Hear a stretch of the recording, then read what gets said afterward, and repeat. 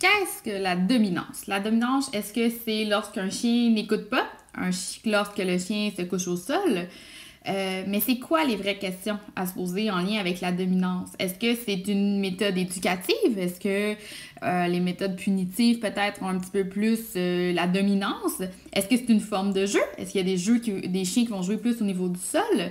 Est-ce que ça signifie peut-être que votre chien n'est pas bien, n'est pas à l'aise dans cette situation-là? D'où provient cette théorie de la dominance? Il faut comprendre qu'en 1947, il y a des scientifiques qui ont observé les loups en captivité. Eux, ce qu'ils ont conclu, c'est que le loup alpha, il contribuait à la survie de l'espèce. Il organisait la chasse, il mangeait en premier et surtout, il était le seul à se reproduire. Par contre, il faut se poser la question, est-ce que c'est vraiment la réalité de nos chiens aujourd'hui? Nos chiens sont domestiqués, donc ils ne vont pas à la chasse, ils ont de la nourriture assez gratuitement dans leur bol. Et pour la majorité d'entre eux, ils ne se reproduisent pas, excusez-moi. Et on avait aussi le loup Oméga, qui était vraiment le souffre-douleur des autres loups, qui était le loup un petit peu mal élevé, si on veut. En 1999, David L. Mech a finalement changé la donne. Lui, il a observé de nouveau les loups à l'état sauvage et il a conclu qu'il n'y avait pas de alpha statut.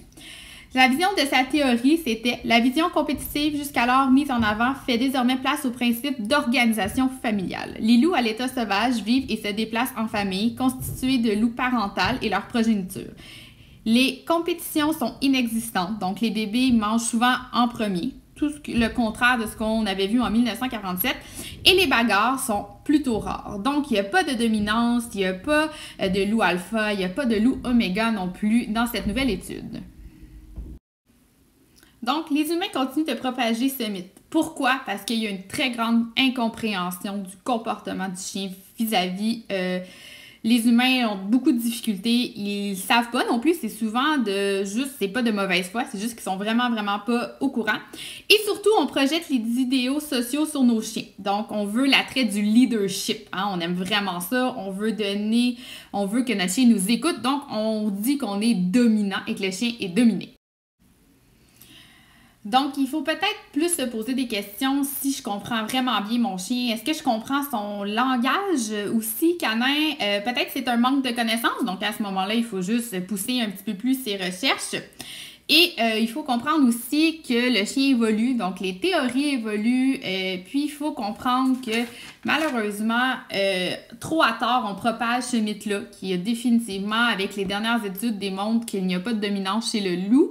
Il y a des chiens qui vont avoir des comportements avec du jeu différent, il y a des chiens qui vont avoir plus de fort caractère, ça se peut là. Par contre, c'est pas de la dominance, moi non plus, je peux pas dominer mon chien parce qu'il m'écoute, il faudrait que plus que je me pose les questions, pourquoi mon chien m'écoute pas, est-ce que mes méthodes sont correctes, puis est-ce que surtout je suis claire dans ce que je demande à mon chien. Donc c'est surtout plus vers ça qu'on va y aller.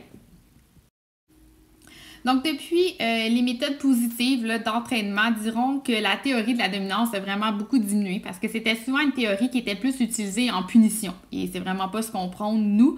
Et surtout, le fait de dominer son chien, ça a des effets très néfastes chez le chien puisque souvent, on va y aller plus de façon punitive. Et là, le chien tombe vraiment en confusion. Et ce qui va nous amener, et ce qui peut amener définitivement des comportements d'agressivité. Et c'est surtout pas ce qu'on désire avec notre chien.